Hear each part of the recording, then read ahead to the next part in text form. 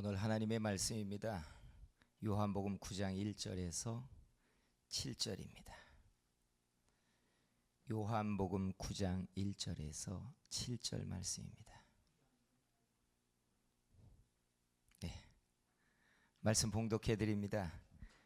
예수께서 길을 가실 때에 날 때부터 맹인된 사람을 보신지라 제자들이 물어 이르되 랍비여, 이 사람이 맹인으로 난 것이 누구의 죄로 인함이니이까? 자기니이까 그의 부모니이까? 예수께서 대답하시되 이 사람이나 그 부모의 죄로 인한 것이 아니라 그에게서 하나님이 하시는 일을 나타내고자 하심이라. 때가 아직 낮음에 나를 보내신 이의 일을 우리가 하여야 하리라. 밤이 오리니 그때는 아무도 일할 수 없느니라. 내가 세상에 있는 동안에는 세상의 빛이로라. 이 말씀을 하시고 땅에 침을 뱉어 진흙을 이겨 그의 눈에 바르시고 이르시되 실로암 못에 가서 씻으라 하시니, 실로암은 번역하면 보냄을 받았다는 뜻이라. 이에 가서 씻고 밝은 눈으로 왔더라. 아멘. 주께서 우리의 눈도 밝히시고 고치는 시간 되기를 축복합니다. 옆에 있는 분에게 한번 이렇게 손 들고 축복해 주세요. 보아하니 복을 받게 생겼습니다. 이렇게 해주세요. 할렐루야.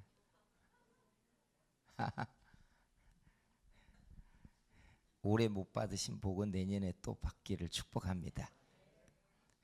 다른 때도 좀 아멘을 잘 하셨으면. 제가 볼 때 한국 사람들이 가지고 있는 독특한 능력은 상을 보는 능력이 뛰어나다는 거예요. 밥상이 아니라 관상을 보는 능력이 뛰어나요. 산세도 잘 보고 지세도 잘 보고. 그래서 사람들 죽으면 묘자리 보는 능력도 얼마나 뛰어난지 몰라요. 그죠? 참, 하관을 보니 복을 받게 생겼다 라든지, 하나님 앞에 이렇게 말하기 그렇지만 관운이 있다거나 돈복이 있게 생겼다고 말한다거나 빈상이라고 한다거나 세상 험하게 살게 생겼다고 말한다거나, 한 달만 병원에 입원해 있으면 반의사가 된다죠. 사람들 아픈 거 보면 대부분 한 달 누워있는 환자들은 원인까지도 측정한다고 해요. 상을 보는 능력이 한국 사람들에게 뛰어나요. 이런 이야기들은 사실 인과관계의 데이터들이 축적되면서 사람들이 예측할 수 있는 부분들이 되기 때문에 그렇습니다. 예를 들어서 불교에서는 삼생을 말합니다. 전생과 현생과 또 뭐요?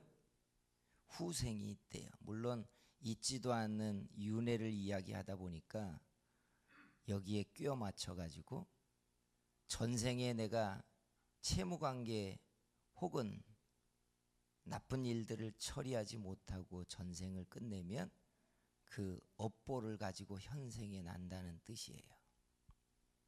그래서 후생이라도 잘 살려면 업보가 없는 착한 인생을 살아야 된다는 논리를 이야기합니다만, 성경에 보면 이런 환생을 이야기하는 게 아니라 우리 조상과 부모님의 덕이 우리에게 미치고 우리가 심고 수고한 것이 자손에게 이어지는 이야기를 성경은 하고 있다는 이야기예요. 그래서 출애굽기에 보면 하나님의 인자는 천대까지 베풀며 악행은 자손 3, 4대까지 미친다라고 이야기합니다. 그러니 우리의 인생을 뜯어보면 나 혼자만의 인생으로 사는 게 아니라는 이야기예요. 소돔과 고모라가 멸망당할 때 롯이 구출받잖아요. 그런데 롯의 의로 살지 않습니다. 하나님이 아브라함을 생각하사 롯을 구원하셨다고 성경은 말합니다. 다윗의 아들들이 엉망진창으로 왕위를 이어갑니다. 그런데 성경에 보면 하나님이 다윗의 자손들을 멸하기를 주저하신 것은 다윗을 생각하사라고 성경은 말해요. 그러니 사람들이 좀 실력 있고 능력 있으면 아나무인하고 자기 힘으로 다 사는 줄 알아요. 근데 따지고 셈해 보면 내가 내 힘으로 사는 게 아니라 내 부모의 기도와 내 부모의 덕으로 내 인생이 살고 있구나 하는 게 보여요. 반면에 그것만 있겠습니까? 태어나 보니까 채무자로 인생을 시작하는 분도 있어요. 그죠?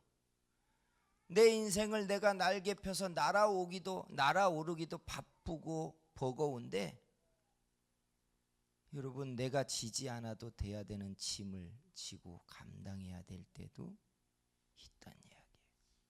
다윗의 왕으로 통치하던 시대 때 3년 동안이나 나라에 가뭄이 듭니다.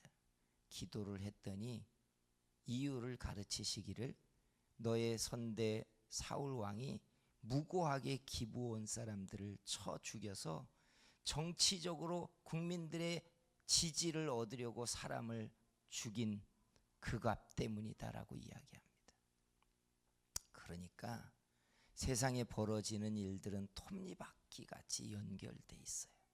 무고하게 일어나는 일도 없고요, 팔자 편하게 복을 받는 사람도 사실은 없는 거예요. 누군가 심은 것을 거두는 것이고 누군가 해친 것에 대한 값을 감당하고 있는 인생도 있다는 거예요. 성도 여러분, 자기 인생이 보이십니까?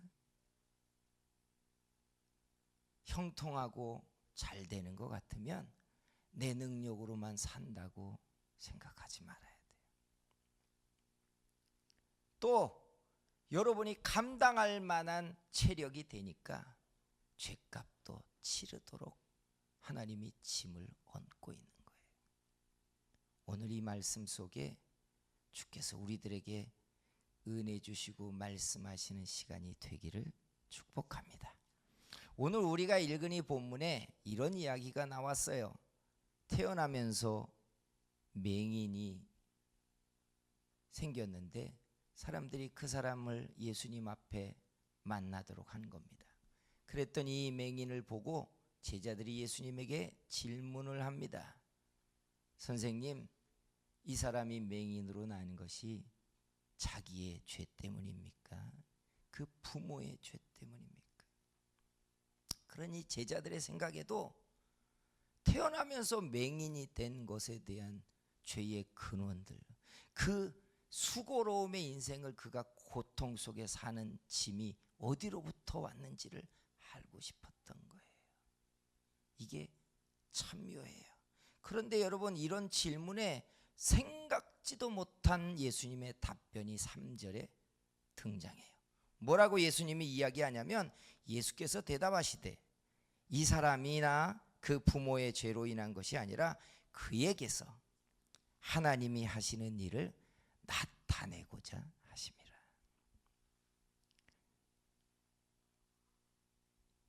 이 아이가 태어나면서 눈을 뜨지 못하고 보지 못할 때 그 아이의 부모가 얼마나 고통스러웠겠어요. 예. 얼마나 많은 의원을 찾아다니면서 돈을 썼겠어요. 얼마나 많은 기도를 했겠어요.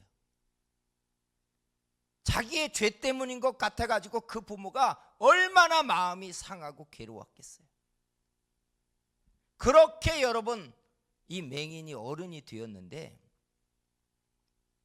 예수님이 그의 인생의 문제가 부모나 자기의 죄 때문이 아니라 저를 통해 하나님이 하시고자 하는 일을 나타내려고 한다, 다른 목적이 있는 인생이 여기에 있다라고 말한다는 거예요. 예수님의 기적의 초기 사역을 보면 메시아 표적이라는 게 있습니다. 예수님의 표적을 통하여 사람들에게 하나님의 아들이 왔다는 걸 증명하기 위하여 예언된 표적을 펼치시는 겁니다. 그게 뭐냐면 벙어리가 말하고 앉은 뱅이가 일어나고 보지 못하는 자가 보리라, 한 이 예언을 성취시키는 거예요. 그러니까 선지자들이 아무도 이런 이적을 행한 적은 없어요. 보지 못하는 자를 보게 하고 앉은 뱅이가 일어나게 하고 벙어리가 말을 하는 이적을 행한 적은 없는데, 이런 이적이 동시다발로 일어나는 그때 그 사람이 하나님이 보내신 자라는 걸 증명하려는 표적이 있고, 그 표적을 통하여 내가 메시아라고 하는 걸 증명하기 위하여 주께서 예비된 사람이다, 이렇게 이야기하는 거예요. 우리 구약 성경에 여호와 이레라는 말 들어보셨죠? 아브라함이 3일 동안이나 모리아 산에 하나님께 번제를 바치려고 아들 이삭을 데리고 산 꼭대기에 올라가 아들을 잡고 칼을 들어 번제로 잡으려고 아이의 배를 가르려고 할 때 천사가 아브라함의 손을 잡습니다. 그리고 둘러보니까 하나님이 이미 3일 전부터 가시던 물에 양 한 마리가 걸려서 예비되어 있게 만드셨어요. 그걸 보고 나서 여호와 이레라고 말합니다. 나는 하나님의 말씀에 순종해서 아들을 바치려고 왔더니 실상은 하나님께서 내 믿음을 시험한 거고, 하나님은 3일 전부터 이 양이 여기에 예비되어 있었다는 이야기예요. 여러분, 우리가 잘 알아야 되는 게 뭐냐면, 우리는 우리의 부모와 우리의 조상의 덕으로만 사는 게 아니고 내 자식이 내 믿음과 내가 심은 것만으로 산다고 생각하는 이런 인생이 아니라, 하나님이 우리를 세상에서 하나님의 자녀로 부르실 때부터 나도 이 맹인에게 사명이 있었듯이 나도 하나님의 영광의 도구가 되기 위한 목적이 있다는 사실이에요. 알고 계십니까? 왜 이 맹인만 사명이겠습니까? 베드로와 안드로를 부를 때 예수님이 뭐라고 했는지 아시죠? 나를 따라오너라, 내가 사람 낚는 어부가 되게 하리라 라고 말했어요. 사도 바울이 부름을 받을 때 그에게 말하기를 이는 내가 이방인을 위한 나의 그릇이라고 말했어요. 목적이 있어서 사람들을 부른다는 이야기예요. 근데 우리는 한 번도 하나님이 나를 왜 불러 하나님의 자녀 삼으셨을까? 내가 사는 이유와 목적이 뭘까에 대해서 셈해보지 않는다는 거예요. 그래서 예수 믿는 사람들에게는 아직이라는 말과 임이라는 말로 구별할 수 있어요. 아직 내 사명이 뭔지 모르는 사람들과 이미 내가 하나님 앞에 부름받은 사명이 뭔지를 알고 있는 사람들. 아직 내가 왜 사는지, 아직 주님이 왜 나를 고난 가운데 두시는지, 아직 내가 왜 주님 앞에 이런 은혜와 능력을 받았는지, 아직 주께서 왜 내게 이런 은사를 맡기셨는지, 아직 왜 나를 연단하고 있는지 아직 깨닫지 못하고 있는 사람이 있고, 이미 내가 어떤 목적과 의미로 고난당하고 있고 연단 중에 있으며 하나님의 능력과 은사를 힘입고 있는 사람인지 알고 있는 사람이 있다는 거예요. 여러분은 어디에 있습니까? 제가 보건대 본문에 나오는 맹인은 태어나면서부터 빛을 보지 못해서 예수님을 만나기 직전까지 적어도 자기가 왜 소경이 되었는지 몰랐을 거예요. 예수 그리스도를 만나고 실로암에 다녀오며 그가 빛을 보며 자기를 고치시니가 하나님의 아들 예수님이라는 걸 그의 두 눈으로 보는 순간 자기의 그 기나긴 고통의 시간들의 의미가 무엇이었는지 그는 봤을 거예요. 여러분, 우리요, 내가 왜 사는지 아직 우리가 모른다면 우리는 간단해요. 내 주변에 살고 있는 사람들하고 비슷하게 그냥 살려고 하는 겁니다. 이게 아직이에요. 내 주변 사람들이 응답받아야 되니까 나도 응답받아야 되겠고, 누가 복을 받는 것 같으니까 복을 받아야 되겠고, 누가 형통하니까 나도 형통해야 되는 거예요. 누가 번성하고 자식들이 잘 되니까 나도 그렇게 비슷한 그릇이 되어야 된다고 생각해요. 근데 여러분, 여러분의 찬장에 있는 그릇들이 다 똑같습니까? 틀리잖아요. 어떻게 똑같은 그릇이 있을 수 있어요? 우리가 여기에 앉아 있지만 입고 있는 옷이 전부 다 천차만별입니다. 달라요. 모양도 다르고 성격도 다른 것처럼 하나님이 너는 나의 그릇이라고 부르실 때 나를 쓰시고 하나님의 영광의 도구로 삼으려고 하는 의도가 전부 다 다르다는 거예요. 어떤 사람은 피 흘리는 순교자가 되기 위하여 부름받고, 어떤 사람들은 목자의 지팡이를 잡기 위해 부름받고, 어떤 사람들은 기도의 전사가 되기 위해 부름받고, 어떤 사람들은 물질을 담은 그릇 되려고 부름받았고, 어떤 사람들은 수고하고 헌신하는 충성스러운 종이 되기 위하여 부름받고, 어떤 사람은 사랑을 공급하기 위해 부름받고, 다 달라요. 자기가 하나님 앞에 부름받은 이유와 목적을 모르니까 내 주변처럼 살고만 싶은 거예요. 내 주변처럼. 내가 입고 있는 옷이 뭔지를 모르는 거예요. 하나님이 나를 세상에 보내셨다가 하나님의 자녀로 부르신 이유가 뭔지를 모르니까 그저 예수 믿으면 구원을 얻고 기도하면 응답을 받고, 그 응답은 만사 형통의 카드처럼 내가 원하는 걸 다 주신다고 단순하게 여기니까 그냥 그걸 복이라고만 여기는 겁니다. 그렇지 않아요. 다 다른 그릇입니다. 우리는 다 다른 사명을 가졌어요.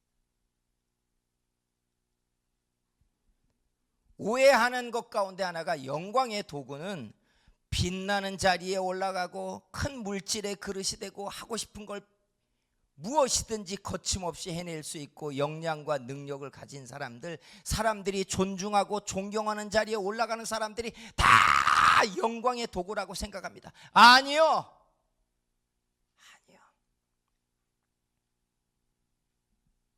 어떤 사람은 초대교회가 시작돼서 첫 번째 핍박이 발생하자마자 피 흘려 죽어 순교의 피를 흘리는 영광의 도구도 있고, 어떤 사람은 죽으라고 기름 끓는 가마솥 속에 들어가도 죽지 않고 나오는 사도도 있고,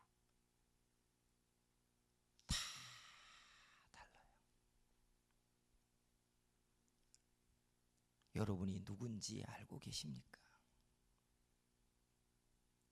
자기가 하나님의 나라의 어떤 그릇이 되려고 부름을 받았는지 알고 계시냐고요. 주께서 이 맹인이 예수 그리스도가 하나님의 아들이라는 것을 세상에 보여주기 위하여 택한 그릇이었듯이, 우리도 세상에 하나님의 나라의 영광을 나타낼 그릇으로 부름받았어요. 오늘 우리 믿음이 가지고 있는 사명들, 내가 입고 있는 옷들, 내가 사는 이유들, 주께서 나를 통해 받으셔야 되는 그 영광을 돌려드리는 사람들이 되기를 주의 이름으로 축원합니다. 마지막이 있어요. 사명의 흔적과 지문이 있습니다. 사명의 흔적과 지문이 뭔 줄 아세요? 요즘 보니까 지문을 분석해서 그 사람이 가진 역량과 재능, 특징들을 살피는 시대더라고요. 이것도 공통된 데이터가 축적돼 있으니까 알 수 있는 거잖아요. 우리 하나님 앞에 내가 가진 사명에도요, 사명이 가지고 있는 지문이 있어요. 그림이 있어요. 그 첫 번째가 내가 가지고 있는 재능이에요. 재능은 하나님이 나를 통해 영광을 받으시고자 하시는 첫 번째 지문의 그림이에요. 그래서 여러분, 우리는 은사대로 쓰여져야 됩니다. 사명대로 쓰여질 때 가장 하나님께 영광의 자리에 갈 수 있어요. 다 달라요. 어떻게 저렇게 할까 싶지만, 어떤 분들은 하루 종일 찬양을 하는 것이 기쁘다고 하고, 어떤 사람들은 기도하고 금식하는 것이 주를 즐거이 섬긴다고 해요. 어떤 사람들은 헌금하는 게 그렇게 즐겁대요. 어떤 사람들은 묵묵히 낮은 자리에 내려가 수고하고 섬기는 일 위해서 하고, 어떤 사람들은 이방에 고난당하며 복음 전하는 일을 위해 자기를 기쁘게 드리는 것만으로도 행복해합니다. 자기 지문을 알고 계세요? 여러분, 분명한 것은요, 내 그릇과 내 사명대로 우리가 살지 못하면 하나님 앞에 우리는 실패자가 될 가능성이 농후하다는 거예요. 여러분의 주변과 친척이 다 괜찮다고, 사람들 다 그렇게 세상 살아간다고 아무리 말해도 하나님 앞에는 실패자가 될 거란 사실이에요. 제가 보건대 자기 그릇대로 살지 않는 사람들이요, 주변의 응원을 받고 싶어해요. 형제들이, 친척들이, 친구들이 딱 너 정도면 잘 산다고, 다 그렇게 산다고. 그게 무슨 필요해요? 자기의 주인이 인정하지 않는데 그게 무슨 필요한 말이냐고요. 이게 참 중요해요. 두 번째 지문이 뭔지 아십니까? 내가 받고 있는 은혜와 능력이에요. 하나님의 은혜가 일반일 것 같지만 일반이 않습니다. 하나님의 은혜에는 지문하고 똑같이 그 사람이 하나님께 쓰여져야 되는 그릇의 몫을 감당하는 색깔의 은혜가 다 달리 주어져요. 그래서 절대 똑같지 않아요. 절대 똑같지 않아요. 방언을 하며 기도하는 사람들을 보면 비슷한 방언일 것 같지만 전부 다 다른 말이라는 거 여러분 아세요? 100명이 하고 있으면 100명이 다 다른 말을 해요. 자기 사명을 말하고 자기의 일을 말해요. 다 다른. 성도 여러분, 자기 자리에 서십시오.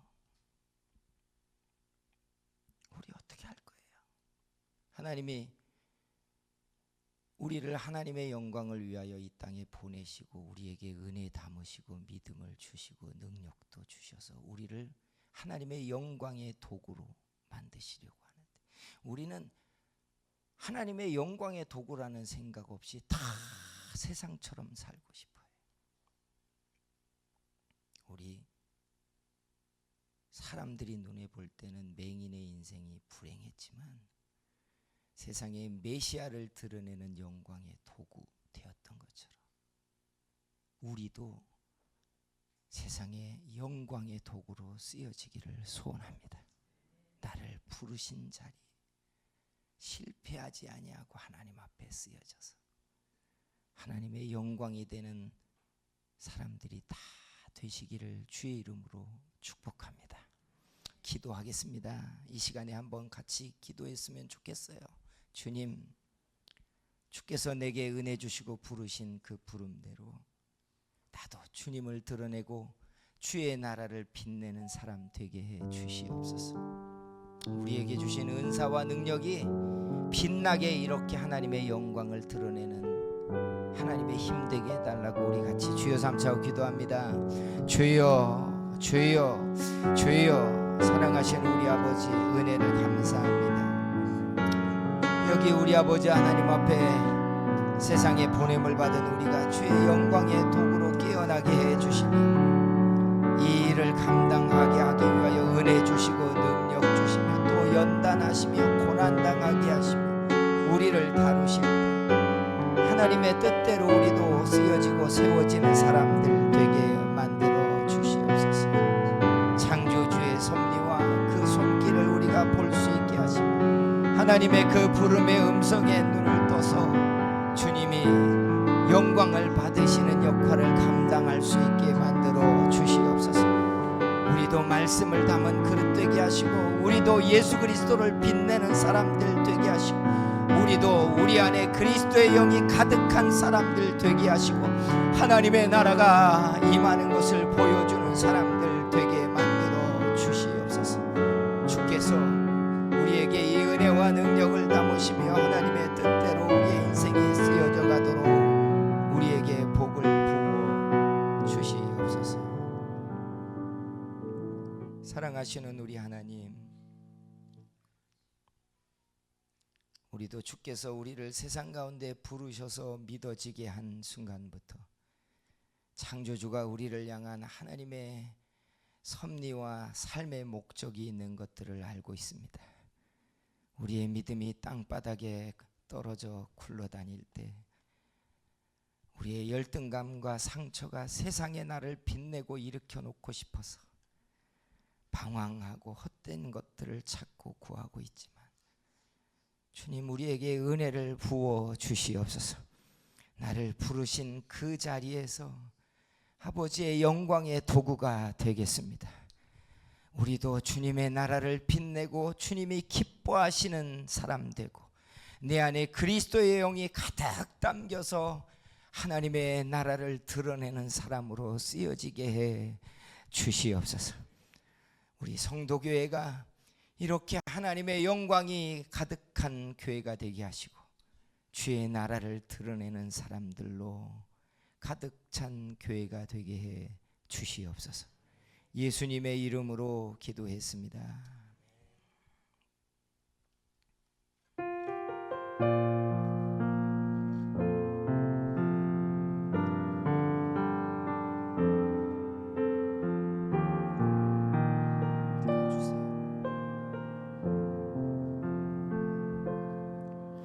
내가 누려왔던 모든 것들이 내가 지나왔던 모든 시간이 내가 걸어왔던 모든 순간이 당연한 것 아니라 은혜였소. 아침 해가 뜨고 저녁에 노을 봄의 꽃향기와 가을의 열매 변하는 계절의 모든 순간이 당연한 것 아니라 은혜였소. 모든 것이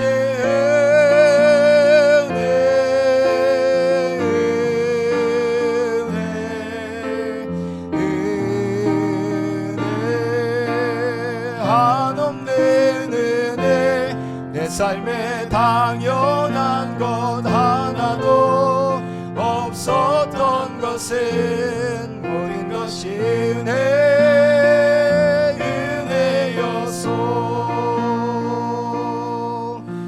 내가 이 땅에서 태어나는 어린아이 시절과 지금까지 숨을 쉬며 살며 꿈을 꾸는 삶 당연한 것 아니라 은혜였소. 내가 하나님의 자녀로 살며 오늘 찬양하고 예배하는 삶 복음을 전할 수 있는 축복이 당연한 것 아니라 은혜였소. 모든 것이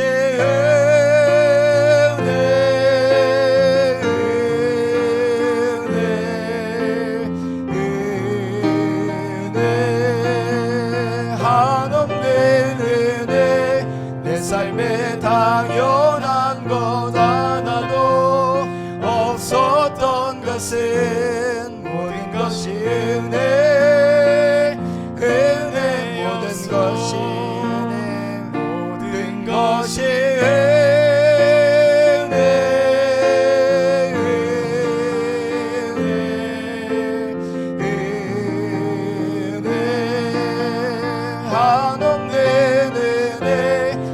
삶에 당연한 것 하나도 없었던 것은 모든 것이 은혜여서. 사랑하시는 우리 하나님, 고맙고 감사합니다. 전능자 앞에 겸손하게 우리의 생명과 호흡을 주관하시는 하나님 앞에 은혜를 받는 걸 고백하게 하시고, 우리의 고집스럽고 완고함으로 내가 살고 싶은 내 세상의 삶이 아니라 전능자가 기뻐하시는 영광의 도구로 살게 만들어 주시옵소서. 오늘 우리가 드린 이 예물을 흠양해 주시고, 이 예물보다 우리의 중심에 하나님을 경외하고 사랑하는 마음을 살피시며 마음의 소원과 감사의 예물을 기쁘게 받아 주시옵소서. 예수님의 이름으로 축복하며 기도했습니다.